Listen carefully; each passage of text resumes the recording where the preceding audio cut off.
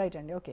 So Aljapu Srinivas గారు, so మొత్తం రాష్ట్రపతి దగ్గర ఆగిపోయింది పెండింగ్ బిల్లు. ఎందుకు అంటే కావాలనే ఈ క్రెడిట్ అంతా కూడా రేవంత్ రెడ్డి ఖాతాలోకి వెళ్తుంది కాబట్టి ఈ బిల్లును పాస్ చేయించేటువంటి ఉద్దేశము కేంద్ర ప్రభుత్వానికి లేదు, బీజేపీకి లేదు అనేది కాంగ్రెస్ వాళ్ళు చెప్తున్నటువంటి మాట. సరే, అందరికి ఫస్ట్ ఆఫ్ ఆల్ నమస్కారం. మీకు తోటి కో ప్యాన్స్ అందరు ప్రేక్షకులు. రోజా నాకు అర్థం కాదు, ఈ కాంగ్రెస్ పార్టీ కావచ్చు ఎవరైనా కావచ్చు, కళ్ళ ముందర చట్టం కనబడుతున్నది. కళ్ళ ముందర నిన్ననే మహారాష్ట్ర ఎలక్షన్స్ మీద వర్డిక్ట్ వచ్చింది కదా సుప్రీంకోర్టు. ఏమైంది? అవసరమైతే ఆపేస్తాం మేము, డోంట్ క్రాస్ బియాండ్ 50% అని చెప్పేసి సుప్రీంకోర్టు ఇవ్వడం జరిగింది. అంతకుముందు కర్ణాటక, అంతకుముందు బీహార్, అంతకుముందు తెలంగాణ, ఆంధ్రప్రదేశ్, తెలంగాణ, ఇవన్నీ కూడా తెలిసి కూడా మళ్ళీ కాంగ్రెస్ అదే నాటకం, ఏదో బూచి చూపించే ప్రయత్నం, మోసం చేసే ప్రయత్నం మాట. టీఆర్ఎస్ వాళ్ళ పాపం లాస్ట్ సర్కార్ కేసీఆర్ గారు పెంచే ప్రయత్నం చేస్తారు. దానికి 34 నుంచి మళ్ళీ they had to come down to 23 or 24 something. ఇది ఎందుకు ఇట్లా మోసం చేసే మాటలు మాట్లాడతారు? నీ చేతిలో పవర్ లేదు, ఇక్కడ లేదు, ఆ రోజు అక్కడ లేకుండే, ఇక్కడ ఇప్పుడు ఇవాళ వచ్చినా అక్కడ లేదు కాబట్టి మీ చేతులు లేదు. ఉన్నప్పుడు ఏం చేస్తున్నారు మీరు? 9th షెడ్యూల్ చెప్పగానే అయిపోతుంది. ఏం చెప్పేదంటే మీరు ఇంకా 20 రాష్ట్రాలు చేయాలి. మరి ఎందుకు చేయాలి 2014 దాకా 9th షెడ్యూల్లో? బీహార్ తెలంగాణ తమిళనాడు తరహాలో చేయొచ్చు కదా, రాజ్యాంగం అందరికీ ఒకటే. తమిళనాడు తరహా కూడా ఇంకా కంప్లీట్ కాలేదు రోజా గారు. సుప్రీంకోర్టులో it is still pending, it is not disposed of so far.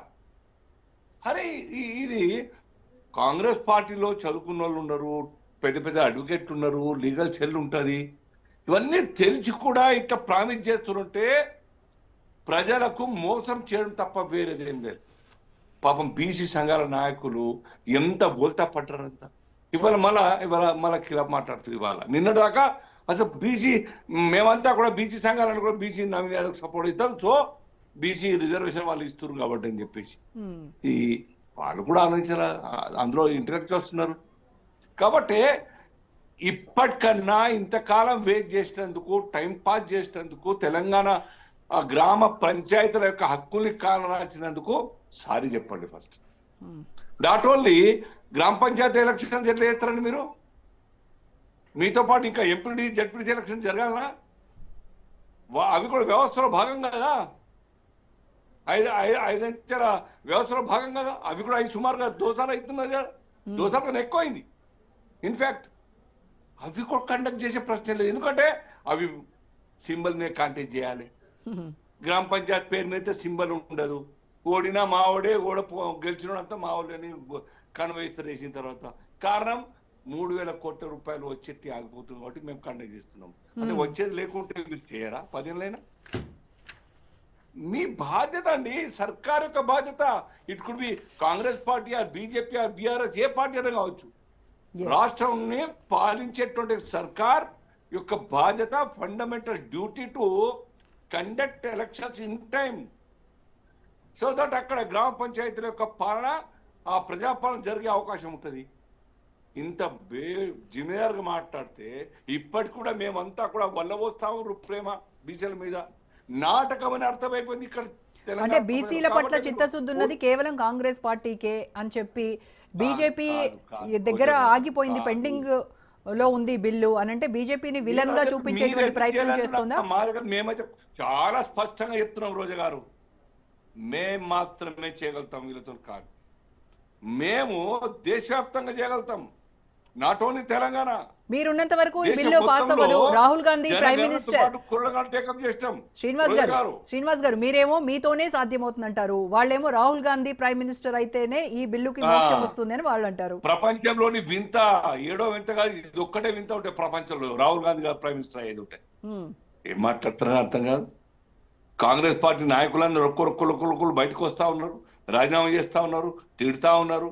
మొత్తం 3 ముక్కలై ప్రమాదం ఉన్నది అన్ని ఆ పార్టీ. ఇంకా కూడా ఇప్పటికీ A to Z చాలా పార్టీలని కాంగ్రెస్లో.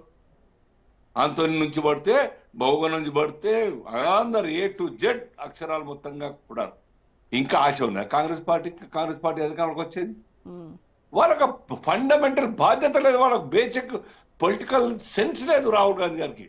సారీ టు సే, కాబట్టి రాష్ట్ర సర్కార్ యాక్టివ్గా ఉన్నది రేవంత్ రెడ్డి గారు. ఒక యువ రక్తం ఉన్నది బాడీలో, ఆయనకి ఏదో చెయ్యాలని ఉన్నది. వాళ్ళ ట్రాప్లో పడకండి మీరు, సెంట్రల్ కాంగ్రెస్ పార్టీ ట్రాప్లో పడకండి మీరు. మీరు ఇచ్చిర్రు, మీ మీద విశ్వాసం వచ్చి మీ కారణంగానే యొక్క రాష్ట్రంలో కాంగ్రెస్ పార్టీ వచ్చింది. రాహుల్ గాంధీ పేరు మీద కాదు, ప్రియాంక గాంధీ పేరు మీద కాదు, గుర్తుపెట్టుకోండి. నేను ఇప్పటికి చెప్తా ఉంటాను. ఇప్పుడు హైకమాండ్ రేవంత్ రెడ్డి హైకమాండ్ కు రేవంత్ కు మధ్య చిచ్చు పెడుతున్నారు మీరు. నేను పెట్టేది మంది వాస్తవమే కదా. దేశవ్యాప్తంగా మాట్లాడుకుంటారు ఇప్పటికి కూడాను. కాంగ్రెస్ గాంధీ పరివార్, గాంధీ కూడా కాదు, అదేదో ఫిరోజ్ ఖాన్ పరివారం నుంచి ఉన్నోళ్ళు ఎవ్వరు కూడా కాలేరు, కాంగ్రెస్ ను బతికించలేరు, కాంగ్రెస్ లీడ్ చేయలేరు, దేశాన్ని లూట్ చేయలేరు. అదర్ దెన్ కాంగ్రెస్ ఆ ఫ్యామిలీ అయితే ఇంకా ఏదో బతికే అవకాశం ఉండొచ్చు. నా మాత్రం పాపం ఖర్గే గారిని పెట్టి ముందర పెట్టి వీళ్ళే దండం పెట్టాలి ఆయనను, వీళ్ళే అన్ని పని చేయాలి. ఇది ఎక్కడిది ప్రజాస్వామ్యం? కాబట్టి Congress total it last total confidence in mass public. Telangana ప్రజలకు ఇంకా ఇంకా నేను ఇప్పటికి చెప్తాను, రేవంత్ రెడ్డి గారు మీరు వాళ్ళకి చంకల దూరకండి. రైట్, న్యాయంగా తప్పు జరిగింది ఒప్పుకోండి. మీరు మీకన్నా సానుభూతి ఉంటుంది.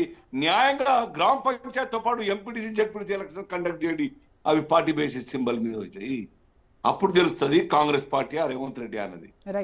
కాబట్టి రేవంత్ రెడ్డి గారు కూడా మళ్ళీ తప్పు చేయకండి. వెంటనే కండక్ట్ చేయండి local body election as well as ZPTC MPTC elections. మీరు కోర్టు జడ్జిమెంట్ ఉన్నాయి. నిన్న సుప్రీంకోర్టు మహారాష్ట్ర గురించి ఇచ్చింది, నోటిఫికేషన్ జారైంది. ఇక్కడ నామినేషన్స్ అయితే ఉన్నాయి మున్సిపాలిటీకి, గ్రామ పంచాయతీ, మున్సిపాలిటీస్ అన్నిటి కూడా. అయినా నేను ఆపాల్సి వస్తుంది. డోంట్ క్రాస్ 50% అని చెప్పేసి మళ్ళీ రిజర్వేషన్స్ మీద ఆ యొక్క దావాస పద్ధతి రిజర్వేషన్ మొత్తం కూడా రీఅలైన్ చేసేటువంటి పరిస్థితి నడుస్తూ ఉన్నది. ఇవన్నీ తెలిసి కూడాను తప్పు మీద తప్పు ఎట్టేస్తారని అంటున్నారు. మీరు ప్రామిస్లు చేసినారు, ప్రామిస్ తప్పినారు. అనేక స్కీమ్స్ ఇంట్రడ్యూస్ చేస్తానని చెప్పి పలికినారు, అవి తప్పినారు. ప్రజల్లో విశ్వాసం కోల్పోయింది. అక్కడ నవీన్ యాదవ్ అనేక కారణాల చేత గెలిచి ఉంటాడు.